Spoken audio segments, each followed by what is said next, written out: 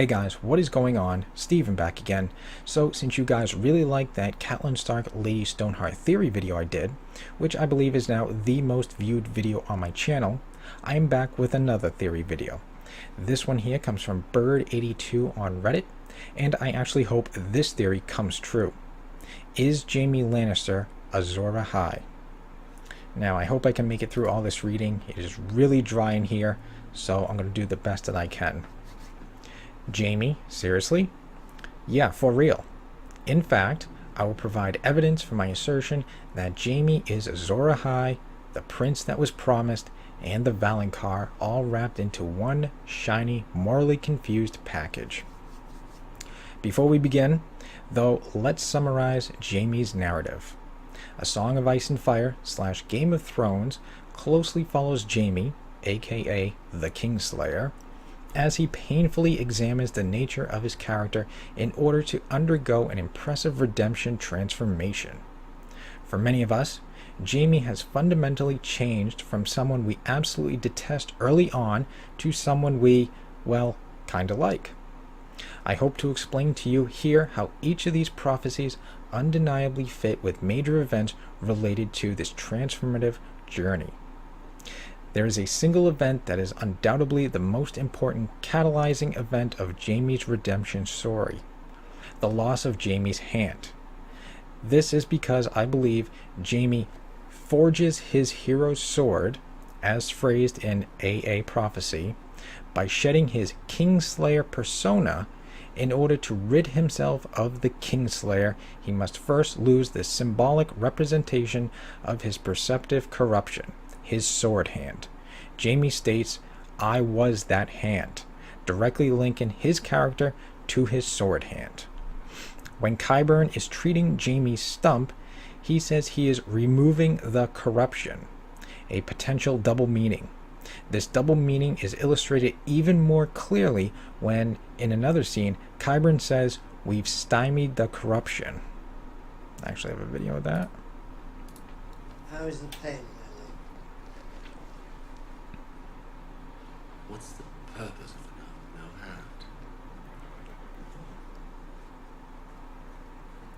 hand? We've stymied the corruption. Yes, we've stymied the corruption. You'll learn it. Jaime repeats the phrase with emphasis, showing its importance. That is, while Qyburn has stymied the physical corruption, Jaime repeats the phrase to show us that he has stymied his corruption of character.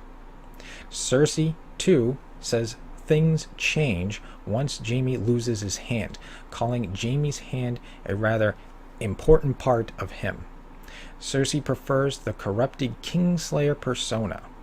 Jaime's transformation is undesirable in Cersei's eyes. As a result, she continually interferes in Jaime's redemption. So, forging a hero's sword is a metaphorical for forging a hero's character or allowing the hero to surface, being reborn as Jaime. This begins to occur immediately after Jaime loses his sword hand, an event that was set into motion when Jaime selfishly attempted to save Brienne's life. If you recall, in order to be the hero, prophecy states that Jaime must forge his sword 3 times. I believe this is because with each attempt, his connection to Cersei corrupts him. Necessitating multiple forgings, this cycle will eventually lead to the fulfillment of the Valonqar and Nissa/AA prophecies in the same act, the death of Cersei at the hand of Jaime. The Azor Ahai prophecy, forging a hero's sword. If you are unfamiliar, the book discusses a prophesied hero, Azor Ahai, that will save man from the White Walkers. This prophecy is written in 3 parts, each of which can be explained using events from Jaime's redemption story. So, part 1, the Kingslayer Confession. He labored for 30 days and 30 nights until it was done. However, when he went to temper it in water, the sword broke. He was not one to give up easily, so he started over. After Jaime loses his hand, he begins his ascent. His first attempt to shed the Kingslayer occurs when he shares the Aerys Targaryen story at Harrenhal in a bath with Brienne. He is tempering/testing Jaime in water by confessing the story of the Kingslayer, a sign that we will begin to see a transformation exist in this odd line that appears in the books and television. Not so hard you'll rub the skin off may serve as another clue. I believe this is subtle reference to the first act of change, shedding his skin. Jaime proceeds to tell the story of how he saved King's Landing from Aerys after Jaime completes his confession. The water had grown cool. When Jaime opened his eyes, he found himself staring at the stump of his sword hand, the hand that made me Kingslayer. The goat had robbed him of his glory and his shame, both at once, leaving what? Who am I now? A storm of swords, Jaime chapter 37. Jaime subsequently passes out in the bath. Another Redditor suggests that the word broken can be used describing Jaime's physical state at this moment. Brienne calls out for help, referring to him as Kingslayer, but he replies, "My name is Jaime," an important clue to which that is listed above, emphasizing the opposition of those two constructs. What happens after this scene continues the hero's story. However, Jaime is corrupted by his love for Cersei. His continual references to "the things I do for love" is a reminder that he engages in questionable moral behavior for Cersei's sake alone. Immediately prior to his second redemptive act, Jaime faces the Kingslayer directly by reviewing the history of the Kingsguard. Here he tells Joffrey, "I still have time to do good deeds." The exchange causes him to face his past and desire to reforge his sword a second time. The Smiling Knight in single combat. Sir Duncan the Tall. 4 pages for Sir Duncan. Must have been quite a man. So they say. Sir Jaime Lannister. Someone forgot to write down all your great deeds. There's still time. Is there? For a 40-year-old knight with one hand? How can you protect me with that?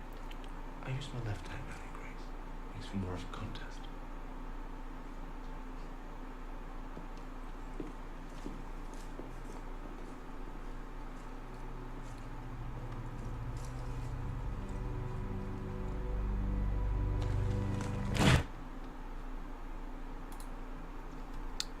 Part 2.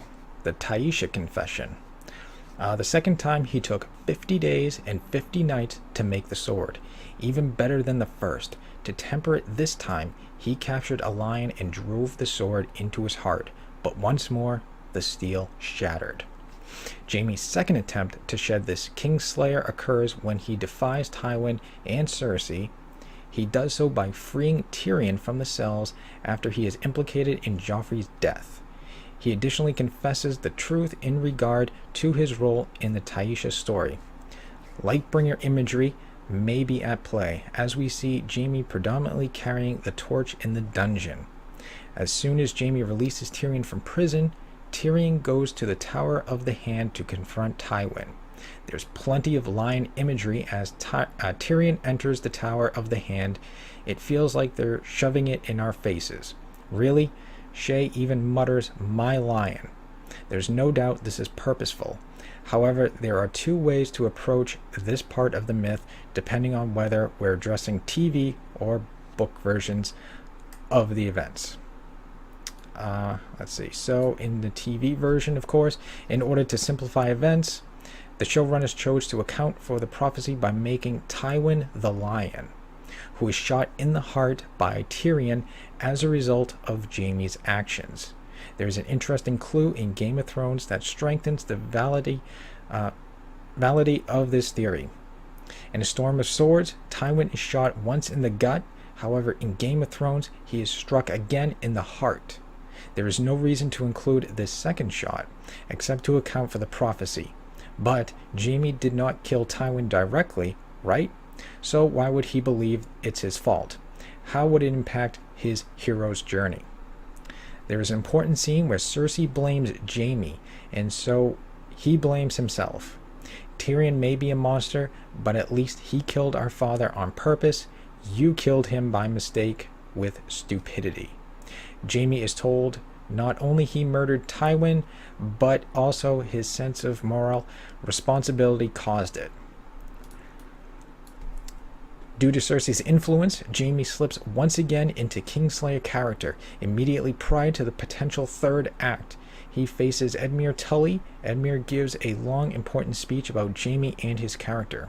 As a result, Jaime states he would launch Edmure's baby into Riverrun for Cersei. Then, the phrase reminds Jaime again of what being a Kingslayer means immediately prior to returning to King's Landing in Season 6, Episode 10, though the "We are the same" speech both encounters settings the stage for the final act. Sorry, this is a lot of reading, and it's really dry in here, and I'm doing the best I can with this one. Part 3, The Rebirth. The third time with a heavy heart, for he knew beforehand what he must do to finish the blade. He worked out for 100 days and 100 nights until it was finished. This time he called for his wife, Nissa, and asked her to bear her breast.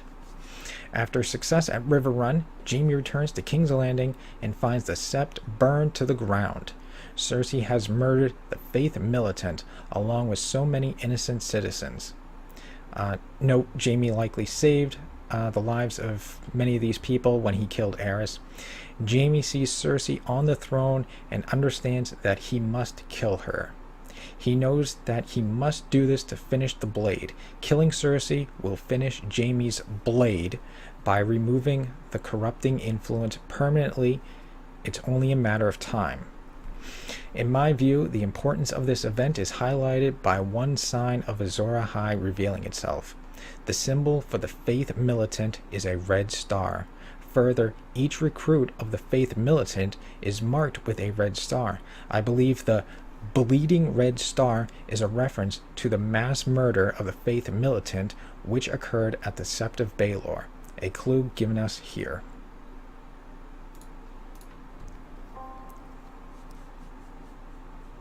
You mutilated him. You gave me your word. I kept my He drove his sword into her breast, her soul combining with the steel of the sword, creating Lightbringer, while her cry of anguish and ecstasy left a crack across the face of the moon. Jaime and Cersei have the only relationship fitting the prophecy. Theirs is a love that has been focused of the entire series. No other character could meet and accept a deep, meaningful love in 2 short seasons. Theories that propose Brienne as Nissa fall short. Brienne's role is no substitute for Cersei, as Jaime and Brienne is a relationship of respect and admiration, not profound love. At best, Brienne serves as a role model and catalyst for Jaime's journey. Other theories that cite Jon or Dany and previous deaths of loved ones do not take into account that Lightbringer is prophesied to appear immediately after the death of Nissa. Theories that cite Jon and Arya fail to understand that Jon has not mentioned or actively searched for Arya. This would very well be a strange conclusion. Reunion and immediately sacrifice? The only character that constantly fights and kills for another, all while remaining physically attached to that character for the whole series and refusing to leave their side, is Jaime in regard to his dedication for Cersei. This is telling. Told you it was a lot of reading. That being said, just as in other parts of this myth, I think we should look for more figurative aspects of the prophecy to reveal themselves. Yes, I believe this is describing the death of Cersei, but the details are still hazy. Look for symbolism around bearing her breast, combining steel/soul and moon. Born together, die together. Throughout the books, there are references to Jaime and Cersei dying together. While one could take this literally, and as an evidence against this theory, I believe it is more appropriate to relate the death of the twins into overarching theory outlined here. Yes, the Kingslayer will die with Cersei, but Jaime will not. In killing Cersei, Jaime will be reborn as Azor Ahai, completing the forging of his hero's sword. Whew. Not done yet. The Valonqar and Nissa prophecies. Another prophecy of A Song of Ice and Fire is that of the Valonqar. When she was a girl, Cersei Lannister visited Maggie the Frog, who told her that all of her children would die and that Cersei would die at the hands of the Valonqar. Valonqar is the word for little brother in High Valyrian. Cersei has long believed Tyrion to be the Valonqar. However, I believe Jaime is not only the Valonqar, but the same act he will fulfill the Valonqar and Nissa prophecies. Evidence show that these two prophecies are linked. After the death of her children, Cersei has openly contemplated whether she could have prevented their deaths. She wonders if Maggie the Frog's prophecies were accurate. Cersei understands that, if the Valonqar prophecy is true, she could not have changed their fate. If Maggie the Frog's prophecies is true, she would not feel responsible for their deaths. For this reason, when Cersei realizes Jaime is the Valonqar, she would be in both anguish and ecstasy in dying due to her understanding that the prophecy holds and her children were marked for death. Her death will bring relief, even joy. Who else would be in ecstasy during death? In my opinion, this fact cohesively links Cersei, Nissa, and the Valonqar prophecies. Whew. What the fuck is Lightbringer? So, wait. How could Cersei be strangled via the Valonqar prophecy and also be Nissa and killed by Lightbringer? This is purposeful deception. Lightbringer will not be a sword itself, but the return of Jaime's sword hand ablaze. A fiery hand is Lightbringer. What was once Jaime's corruption embodied is reborn, the mark of the prophesied hero. Once the best swordsman in Westeros, Jaime will be whole once again. One very strong piece of visual evidence occurs when Mira asks Jojen, "When will we know it's the end?" Jojen replies, after making this post, "You cheap pointed out this passage of interest that seems to also make direct reference to Jaime's fiery hand. His hand burned, still, long after they had been snuffed out the torch they used to sear his bloody stump. Days after, he could still feel the fire lancing up his arm, and his fingers twisting in the flames, the fingers he so no longer had." A Storm of Swords, Jaime 4. Another passage from A Feast of Crows makes yet another reference.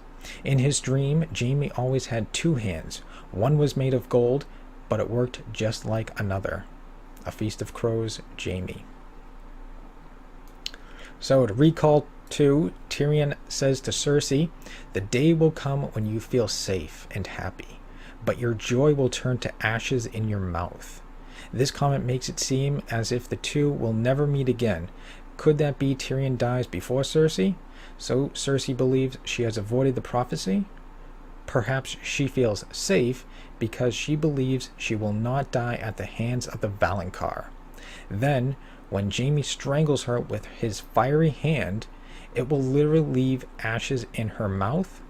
This, too, is another piece of evidence linking Cersei, Valonqar, and Nissa prophecies. Don't forget, Cersei points out how cold Jaime's new hand is. Oh, this is a lot of reading. So, general thoughts. Last part. Jaime is the hero. He displays a pattern of putting others before himself. Jaime is known for saving King's Landing from the Mad King Aerys. but not for the throne or recognition. In fact, he suffers for his deed.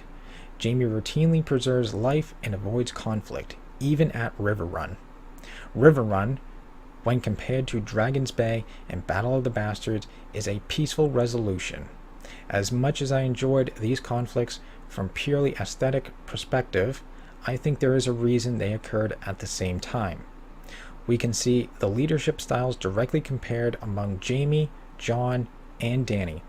Jaime is a champion for all, unlike Dany or Jon, who brutally kill those that oppose them.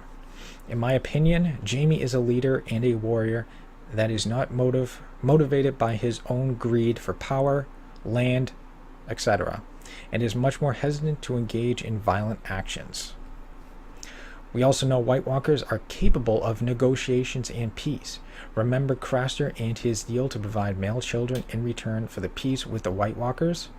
Perhaps this is how Jaime will resolve the conflict with the White Walkers, through diplomacy. I firmly believe George R.R. Martin will not end the story with war being the ultimate resolve. Diplomacy and peace will be the answer. George R.R. Martin discusses the major theme as conflict of the human heart, and that war sucks. This is Jaime's story. It's a bit of a messiah story, but with a unique twist. What could be more painful than sacrificing oneself? Sacrificing a loved one that you consider to be part of yourself, your twin and one true love. The hero being the hero all along is boring. Redemption and growth are interesting. Lannisters aren't evil because they're Lannisters. Starks aren't good because they're Starks. Anyone is redeemable and or corruptible. So, maybe our unlikely hero will save Westeros from the White Walkers with his fiery hand ablaze. At its conclusion, then, we will have our song of ice and fire. Wow. Whew. Yeah, that was a lot of reading. Sorry I screwed up like a bunch of times, but, hey, that's a lot of reading. It's really dry in here. I did the best I could. But, yeah. Again, I really hope this theory actually comes true. I think that would, be really interesting. I know there's like other theories, that go inside with this, like, Lightbringer and stuff like that. Like, what was one of the other theories that, Jaime is now using Widow's Wail, and Widow's Wail did come from ice, and ice melted down is water. So that could be, the first part as well of the story as well. I know there's that theory out there as well. But yeah, I think this one here pretty much covered everything. But yeah, like I said, I actually hope this theory is actually true. I think this would be really awesome. But that's just me. But yeah, I hope you guys liked this video. If you did, hit that thumbs up button. That'd be awesome. And of course, you can always subscribe to my channel. You can follow me on social media. Links are in the description box below. And of course, leave me your thoughts and comments. What do you guys think? Do you think this theory is true? Would you like to see this theory come true? What else? Oh, and of course, there is other theories also leading up to it. Like, I don't know if this part here is true, but, the first part, being born of smoke, I think, refers to Jaime jumping it or being tackled into the water, being born of salt and stuff like that. So there's like a whole bunch of different ways that's going into this theory, but I actually kind of think this theory here is probably the best, but that's just my opinion. But, yeah, anyways, let me know what you guys think. Do you think Jaime is Azor Ahai? We did have, Melisandre say, oh, it was Stannis the whole time. Stannis is the prince that was promised, and, that turned out to be not true. And then, of course, she started hanging out with Jon for a little while, and, started saying, well, maybe it's Jon. And then she went to Dany, who she met for like 5 minutes, and said, well, maybe it's you. So who knows? But yeah, let me know what you guys think. Do you think Jaime is the prince that was promised? Is he the one that is going to save everyone from the White Walkers? Let me know. Yeah, sorry about, screwing up a bunch of times. I was trying to do the best that I could, but yeah. Yeah, more videos are on the way, and I will see you guys next time.